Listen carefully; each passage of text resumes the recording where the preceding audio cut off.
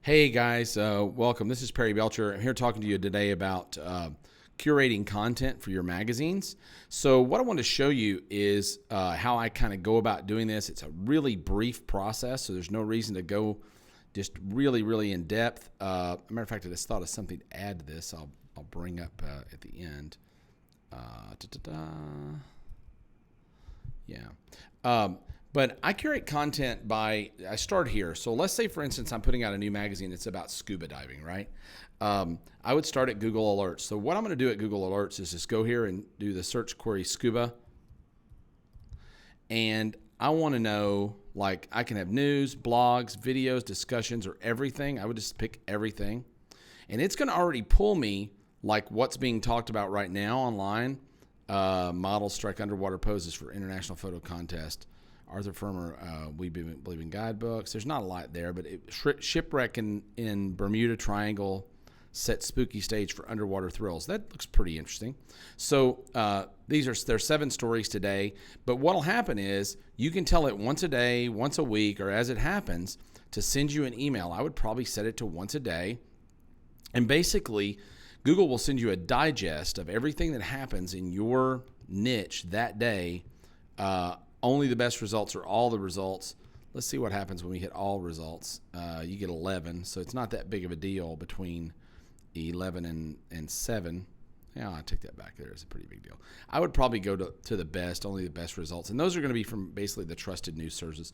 And then I could just hit create alert here, and I would get those on a regular basis in my email box from Google. So that's the first way that I aggregate content. Now, the second way that I would aggregate content is by current events. This is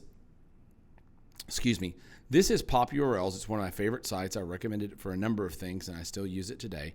Pop URLs is fantastic for aggregating content. It's unfortunately not particularly specific. What it does do, it keeps you up on what's really hot. So you may be able to spin your thing, right? So let's see if we got anything that's startup logos. I don't care about that. 5 things Hurricane Sandy changed for the good. There might be something in there. Probably not. But you may be able to go down here and find a photo. Like, they pull the best photos on Flickr. You might find an image that's good for your site. They pull the hottest videos today. They show what's in Google News. They show the best pictures on 500px. So this is all stuff that's current events you could potentially spin to whatever your niche is. Like 12-foot cat-eating gator found tied to a tree. You know, I don't know if that would interest scuba divers or not, but it might. It's something to do with water. You can go on down. There are more and more sites down here that have to do with sports, technology, offbeat, science, green, design and culture, work, women, men. I don't know what all is down here, but it's a good site to look through. It changes very regularly. What you know about this is that whatever stories are on here are stories that people have already said they like, they're already reading, because basically they're aggregating the most popular stories on the web at any given day, right?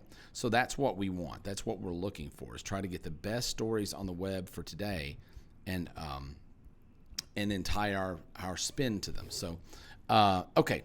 So the next place is very specific. It goes the opposite direction, and that's alltop.com. So alltop.com is a really cool resource. Alltop is a website that human beings pick the best blogs on a subject that there is. Okay, so let's go back to our scuba theme, SCUBA, and there's scuba. They have a scuba category. So here are the blogs that Alltop says are the best blogs in the world for scuba, right? Now, here's what's cool that they do. Each one of the blogs, they'll show 5 listings for, right? Those are the 5 most popular listings on the most popular blogs, right? So you gotta know that this stuff is being voted basically up to the top. And then at the very top, here are the 5 most popular stories overall today on scuba. So, photographing underwater, whatever life that is. Let's see, some sort of underwater photography rather. I'm sure that is a very good story for a scuba magazine. people have already said it is. Wildlife photographer of the year 2013 results. Scuba radio. So maybe you can go get some content off of Scuba radio that you can put into your magazine. I don't know what that is. Maybe he's a celebrity in the market. I wouldn't doubt that he is. You can learn a little more there. This is a really, really, really good resource. But you can look at all these different conversations. One thing that I'm always looking for is common denominators. Like this one's talking about wildlife photography. That's talking about wildlife photography. Underwater photography. So scuba diving certification for blind diver. That's an interesting story. Scuba diving in South Florida. A wreck lover's dream. So there's a lot of cool stuff here. So you really have to think about a lot of stuff. You can go, I know that Peter's going to give you emails you can send out to get people to share content, but like this looks like a really cool story. It's shipwrecks. You may be able to get this and republish it if there's a full story there. I assume that there is. And you would be on your way, right? Shark sentenced to death. I guess this is a story about a shark who attacked a diver, right? So there's a story for you. This is a great way to find stories, find interesting stuff. Similarly, you have a site called Technorati. Technorati is more, Alltop is hand generated. Technorati is more generated by viewers and usage, right? Algorithmically. So let's go Scuba here, see what we get. So these are the posts on Scuba. So of all of Technorati, these are the most popular. Submarine car bought by Elon Musk for almost $1 million. Elon Musk buys James Bond submarine car. So that's a super hot story. I would definitely aggregate a story about that. You got the top 2 results. Deep sea internet. Researchers successfully test underwater Wi-Fi. That's a hot story. Kind of see the idea there. These are the most current stories in the last week or so that are super duper hot. You need to be paying attention to this, guys. Now, you can also go and switch to blogs and enter there, and you'll actually pull up the most popular blogs on the subject of late as well. So you can go to them and pull other, complete data from the blogs. But I like to use Technorati primarily for posts. Now, the next idea I'll show you is really cool. My son taught me this, unfortunately. He's 12 years old, so he's doing his homework not long ago, and he's writing a story about he's heard, you don't think your kids hear you talk.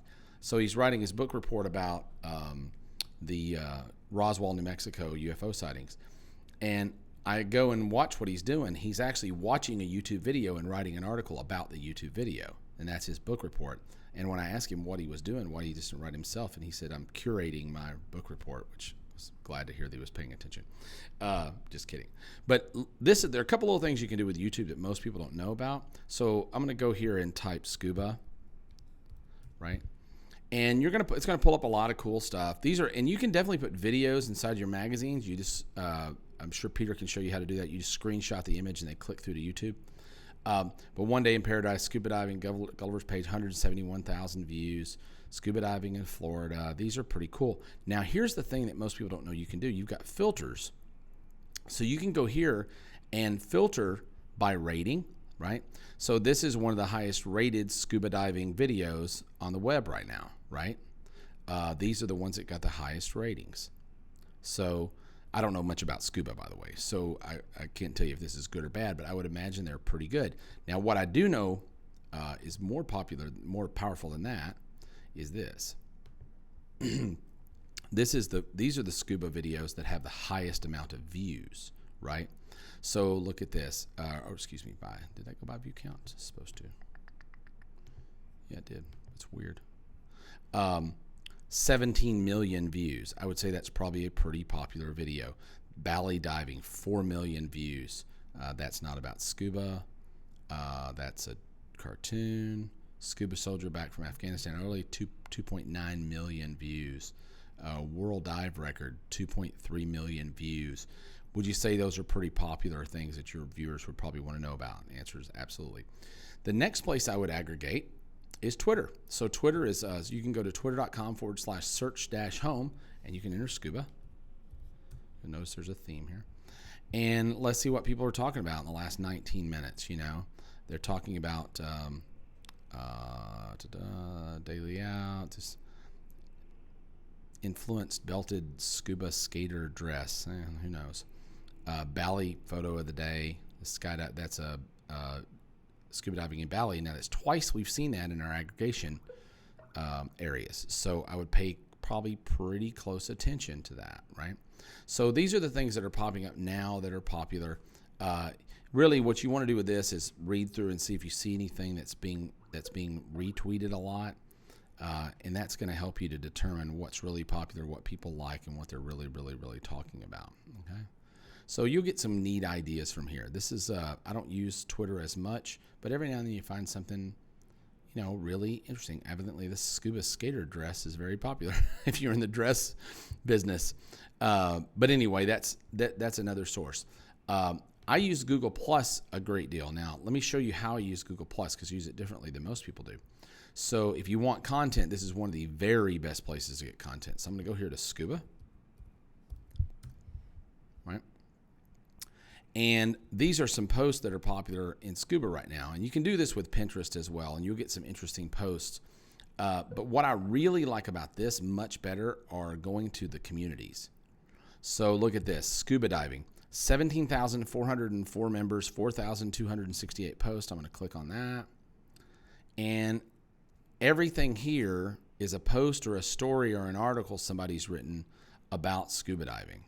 So you're going to be able to not only find people here that can give you content or write content for you or find content that you can republish. You're also going to find people who have big social media networks that, if you publish their article, may very well publicize or popularize your article by going back to their social media network and saying, hey, look, my article's in so-and-so magazine this month. Does this make my ass look big? That's pretty funny. But great images in here that you can aggregate and work with. Look at that. That's gorgeous.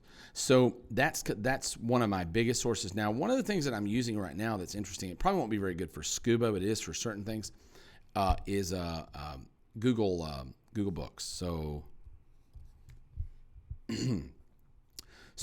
Google Books aggregates these things by popularity as well. Scuba Safe and Simple is a book, 1990, by John Resnick.